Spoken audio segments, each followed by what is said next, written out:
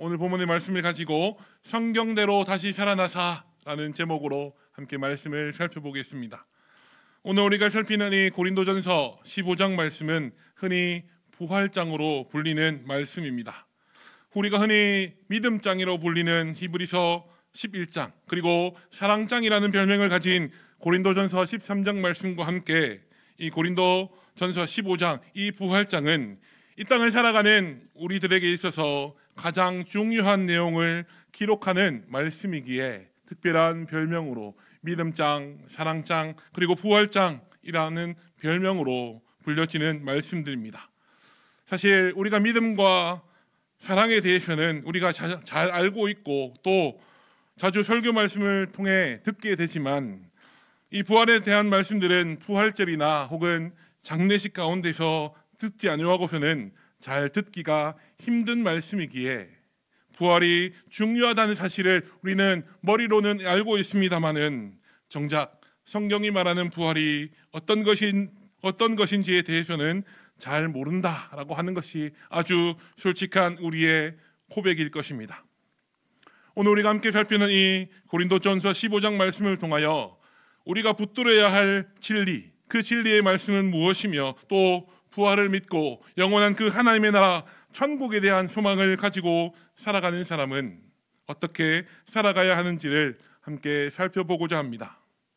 오늘 우리가 살피는 이 고린도전서 15장 말씀은 크게 세 부분으로 나눌 수 있습니다. PPT에 띄워주십시오.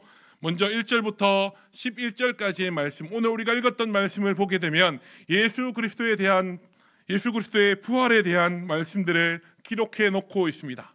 그리고 22절로 34절까지의 말씀은 죽은 사람의 부활에 대하여 이야기하고 있고 마지막 35절에서 58절까지의 말씀은 몸의 부활에 대한 말씀들을 기록하고 있음을 우리는 보게 됩니다. 바울이 이 고린도전서 15장 58절이나 되는 많은 구절을 할애해 가면서까지도 이 부활에 대하여 기록하고 있는 이유는 무엇이었겠습니까? 왜 바울은 이 부활에 대한 말씀을 이렇게나 길게 세 부분으로 나누면서까지 명확하고 분명하게 기록하고 있는 것일까요? 그 이유는 크게 두 가지로 생각해 볼 수 있을 것입니다. 첫 번째는 바울이 전했던 그 복음의 핵심에 부활이 자리 잡고 있었기 때문에 그렇다라는 겁니다.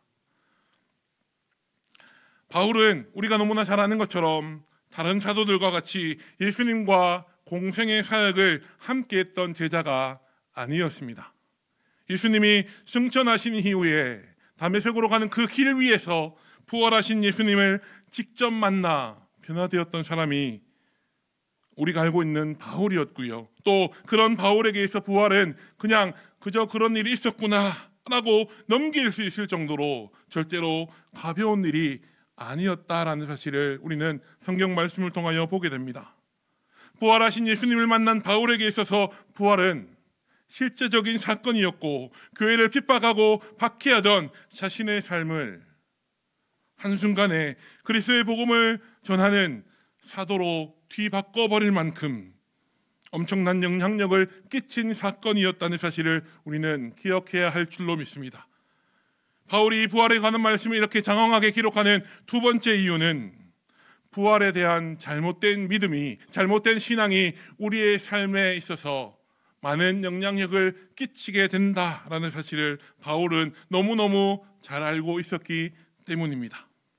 우리가 살아가는 지금 이 시간, 현재는 미래를 위한 파종이기에 오늘 우리가 무엇을 심느냐에 따라 우리가 이후에 거둬들일 것들이 달라지게 된다라는 것. 그렇기 때문에 부활에 대한 잘못된 가르침, 부활이 없다고 가르치는 그 거짓된 가르침이 미래에 대한 소망을 내팽개치는 결과로 이어질 수도 있다라는 사실을 바울은 너무너무 잘 알고 있었기 때문에 58절이나 되는 긴 말씀을 할애해 가면서 부활에 대한 말씀들을 기록하고 있다라는 겁니다. 그리고 오늘 우리가 읽었던 1절과 2절 말씀을 보게 되면 바울은 자기가 고린도 교회에 전했던 그 복음을 다시 한번 상기시켜 줍니다. 그 말을 듣고 그 말을 굳게 지키고 헛되이 믿지 아니하면 그 복음으로 말미암아, 바울이 전했던 그 복음으로 말미암아 구원을 얻게 될 것이다 라고 사도 바울은 2절 말씀에 분명히 기록해 놓고 있다라는 거죠. 다르게 표현하자면 복음의 핵심이 되는 그 부활, 예수 그리스도의 부활뿐만 아니라 우리 주님이 다시 오시는 그날에 우리 역시도 예수님처럼 부활하게 될 것이라는 그 복음, 그 믿음을 굳게 지키고 헛되이 믿지 아니하면 우리가 구원을 얻게 될 것이다 라는 말씀을 통하여 그 당시 고린도 교회에 있었던 그 부활이 없다고 가르치던 그 거짓된 가르침을 절대로 받아들여서는 안 된다라는 메시지를 사도 바울은 고린도 교회를 향하여 오늘 이 말씀을 함께 나누는 저와 여러분들을 향하여 분명히 선포하고 있다라는 겁니다. 그리고 3절에서 8절 말씀을 보게 되면 부활의 문제, 부활이 있냐 없냐라는 문제를 해결해가는 첫 단계로 바울이 전했던 복음의 핵심이라고 말할 수 있는 부활하신 예수님에 대한 말씀을 어떻게 기록해 놓고 있는지 우리 3절로 8절 말씀을 함께 읽어보겠습니다. 3절로 8절 함께 읽겠습니다. 시작. 내가 받은 것을 먼저 너희에게 전하였노니 이는 성경대로 그리스도께서 우리 죄를 위하여 죽으시고 장사하시는 바 되셨다가 성경대로 사흘 만에 다시 살아나사 게바에게 보이시고 후에 12 제자에게와 그 후에 500여 형제에게 일시에 보이셨나니 그 중에 지금까지 대다수는 살아있고 어떤 사람은 잠들었으며 그 후에 야고보에게 보이셨으며 그 후에 모든 사도에게와 맨 나중에 만삭되지 못하여 난 자 같은 내게도 보이셨느니라. 아멘. 바울은요, 이 예수님의 부활에 대한 말씀들을 기록하면서 3절과 4절 말씀에 성경대로라는 말을 두 번이나 의도적으로 반복해서 기록해 놓고 있음을 우리는 보게 됩니다. 왜 성경대로라는 말을 예수님의 부활의 말씀을 기록하면서 바울은 왜 의도적으로 두 번이나 반복해서 기록해 놓고 있는 것입니까? 예수님의 죽으심과 부활의 사건이 우발적으로 혹은 어쩔 수 없이 벌어진 사건이 아니라 하나님의 계획과 하나님의 섭리 안에서 일어났다는 사실, 그리고 선지자들에게 하나님이 미리 말씀하셨던 그 말씀들을 성취하는 말씀 성취의 사건이라는 사실을 우리에게 알려주기 위하여 바울은 성경대로라는 단어를 두 번이나 의도적으로 반복해서 기록해 놓고 있다라는 겁니다. 그리고 우리가 읽진 않았지만 로마서 1장 4절 말씀에 가서 보면 예수님께서 죽은 자들 가운데서 부활하심으로 말미암아 하나님의 아들로 선포되셨다라는 말씀을 기록하는 바울의 모습을 우리는 찾아볼 수 있습니다. 오늘 3절로 8절 말씀을 통하여 바울은 나는 성경대로 죽으시고 성경대로 부활하신 우리 구주 예수 그리스도를 보았고 하나님이 베풀어 주신 그 은혜로 말미암아 교회를 핍박하고 박해하던 자에서 복음을 전하는 사도가 되었다라고 말하면서 고린도 교회 성도들에게 너희는 부활에 살아있는 증인인 나 바울에게서 생생한 부활의 복음, 살아있는 부활의 복음을 들었다라는 사실을 알려주고 있다라는 겁니다. 그리고 바울은 고린도 교회에 복음을 전하고 여러 교회를 세운 자신에 대하여 어떻게 기록해 놓고 있습니까? 8절 말씀을 보니까 맨 나중에 만삭되지 못하여 난 자 같은 내게도 보이셨다라는 말씀을 기록하고 있습니다. 바울은 자기 자신을 향하여 만삭되지 못하여 난 자, 즉 유산이 되거나 사산되어 사람의 구실을 할 수 없는 아기처럼 사도로서 복음을 전하거나 사도로 불릴 만한 자격이 없는 사람이 바로 나 바울이었다라는 사실을 분명히 기록하고 있다라는 겁니다. 그리고 이어지는 9절 말씀을 보게 되면요, 바울은 자기 자신을 향하여 사도 중에 가장 작은 자라고 말하고 있음을 우리는 보게 됩니다. 바울이 수많은 교회를 세우고 수많은 영혼을 주께로 돌아오게 했던 그 바울이 왜 자기 자신을 향하여 사도 중에 가장 작은 자라고 말하는가? 그렇게 말하는 이유를 우리 오늘 성경은 무엇이라 기록하고 있습니까? 나는 하나님의 교회를 박해하였으므로 사도라 칭함받기를 감당하지 못할 자니라 라고 사도 바울은 분명히 고백하고 있음을 우리는 보게 됩니다.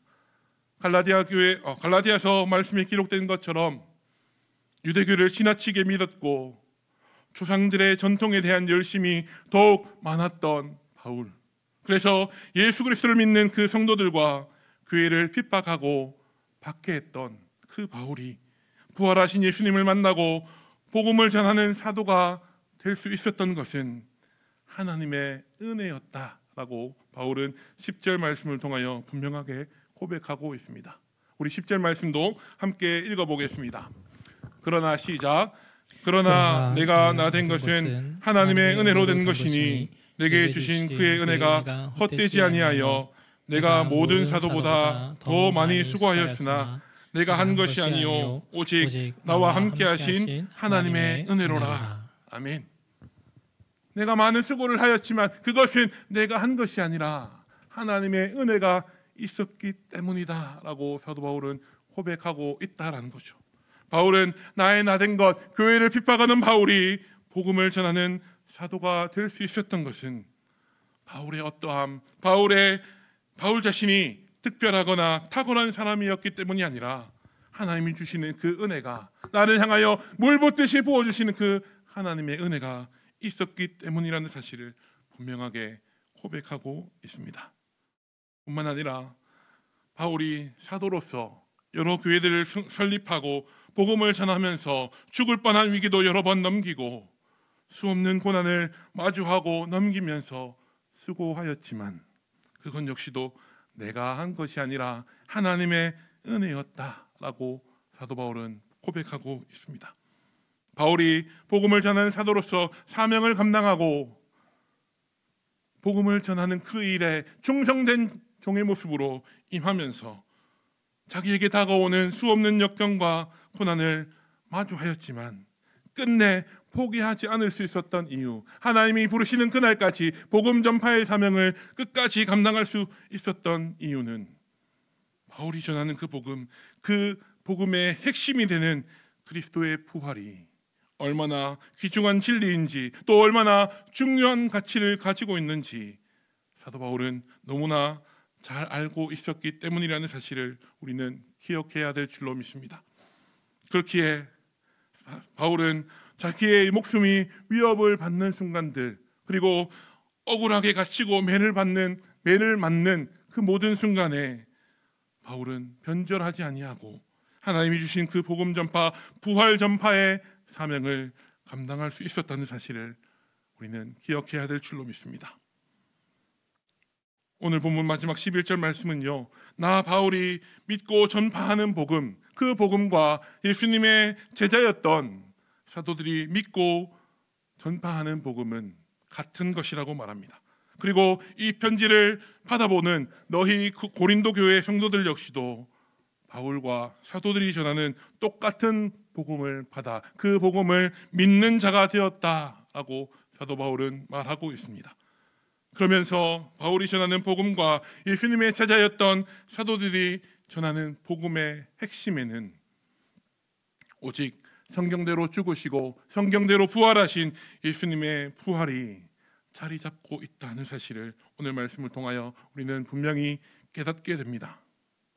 이어지는 말씀들을 읽어보게 되면 죽은 자의 부활, 그리고 몸의 부활에 대한 말씀들을 기록하고 있는데, 고린도전서 15장 13절 말씀은 죽은 자의 부활에 대하여 어떻게 기록하고 있는지 함께 13절 말씀을 읽어보겠습니다.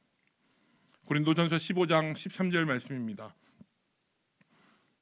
PPT 띄워주세요.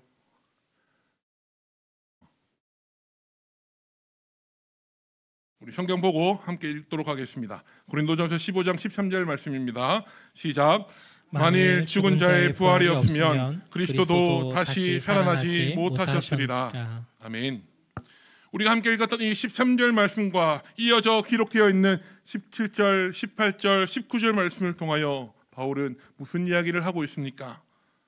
죽은 자의 부활이 없으면 그리스도도 다시 살아나지 못하셨으리라 라는 말씀으로 죽은 자의 부활, 그 부활이 분명하게 존재한다는 것, 그 죽은 자의 부활을 증명하시는 분이 바로 우리 예수님이시라는 사실을 우리에게 분명히 말해줍니다. 그리고 만약 그리스도의 부활이 없다면 너희의 믿음이 헛된 것이고 너희는 여전히 죄 가운데 있었을 것이며 세상 모든 사람들 가운데 복음을 전하며 부활을 전하는 우리가 더욱 불쌍한 자이리라, 불쌍한 자가 되고 말 것이다 라고 기록해 놓고 있음을 우리는 분명히 바라보게 됩니다. 그리고 이어지는 20절, 21절 말씀을 보게 되면 사도 바울은 아주 놀라운 이야기를 기록해 놓고 있는데 우리 20절, 21절 말씀도 함께 읽어보겠습니다. 그러나 시작. 그러나 이제 그리스도께서 죽은 자 가운데서 다시 살아나사 잠자는 자들의 첫 열매가 되셨도다. 사망이 한 사람으로 말미암았으니 죽은 자의 부활도 한 사람을 말미암는도다. 아멘.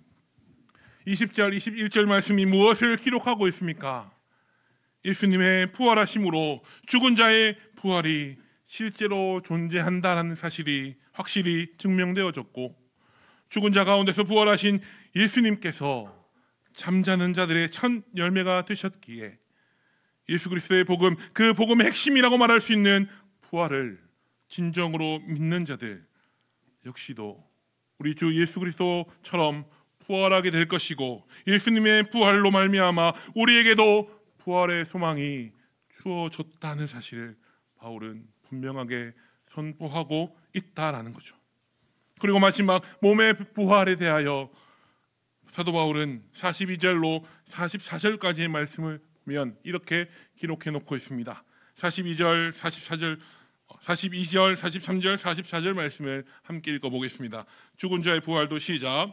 죽은 자의 부활도 그와 같으니 썩을 것으로 심고 썩지 아니할 것으로 다시 살아나며 욕된 것으로 심고 영광스러운 것으로 다시 살아나며 약한 것으로 심고 강한 것으로 다시 살아나며 육의 몸으로 심고 신령한 몸으로 다시 살아나느니 육의 몸이 있은즉 또 영의 몸도 있느니라. 아멘.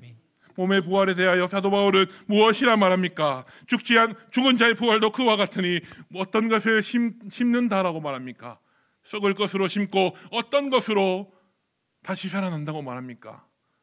썩지 아니할 것으로 다시 살아날 것이다 라고 말합니다. 또 43절 말씀에 가서 보니까 욕된 것으로 심었지만 영광스러운 것으로 다시 살아날 것이며 약한 것으로 심었지만 어떤 것으로 다시 살아날 거라고 말합니까? 강한 것으로 다시 살아날 거라고 말합니다. 육의 몸으로 심고 어떤 몸으로 다시 살아날 거라고 말합니까? 신령한 몸으로 살아날 것이다 라고 말합니다. 그리고 마지막 육의 몸이 있은즉 또 어떤 몸도 있다라고 말합니까? 영의 몸도 있다라고 분명히 기록해 놓고 있습니다. 우리가 예수님처럼 주님 다시 오실 그날 다시 부활하신 이후에는 썩지 아니하고 영광스러운 몸, 강하고 신령한 몸으로 다시 우리의 몸을 입게 될 것이다 라고 42절로 44절까지의 말씀은 분명히 기록하고 있습니다. 그러나 이 말씀을 조금 더 쉽게 설명해 보자면 우리가 주님 다시 오시는 그날 부활을 다시 하게 되면 부활하신 예수님이 가지셨던 몸처럼 죄와는 완전히 분리된 몸, 하나님을 닮아 거룩한 몸, 아픔과 슬픔이 없는 완전한 몸을 입게 될 것이다 라는 진리의 말씀을 오늘 42절로 44절 말씀은 분명히 기록하고 있다는 사실을 우리는 기억해야 될 줄로 믿습니다. 사랑하는 여러분, 이제 말씀을 마무리하겠습니다. 오늘 우리는 부활장이라고 말하는 고린도전서 15장 말씀을 통하여 성경이 말하는 부활, 그 부활에 대하여 살펴보았습니다. 성경대로 죽으시고 성경대로 다시 살아나신 그 예수 그리스도의 부활이 바울이 전하는, 사도들이 전했던 그 복음의 핵심이 되었고, 그 부활과 복음을 믿는 믿음으로 우리는 하나님의 자녀가 되어 영원한 하나님의 나라, 그 천국에 대한 소망을 가질 수 있게 되었다 하는 사실을 오늘 말씀을 통하여 우리는 보게 됩니다. 그 믿음을 가지고 이 땅을 살아가다가 이 땅에서의 우리의 삶이 모두 마치는 날, 주님 다시 오시는 그날, 우리는 죄와는 완전히 분리된 몸, 부활하신 예수님이 가지셨던 그 몸, 아픔과 슬픔이 없는 그 완전한 몸으로 다시 부활하게 될 것이라는 사실을 오늘 성경은 분명히 기록하고 있음을 우리는 살펴보았습니다. 오늘 우리가 살펴본 부활의 말씀들, 주님 다시 오실 그날에 하나도 빠짐없이 온전히 성취될 그 하나님의 말씀, 그 복음의 부활의 복음을 붙들고 예수님처럼 완전한 몸으로 부활할 우리의 모습을 기대하며 살아가시는 저와 여러분들이 다 되실 수 있기를 간절히 소망합니다.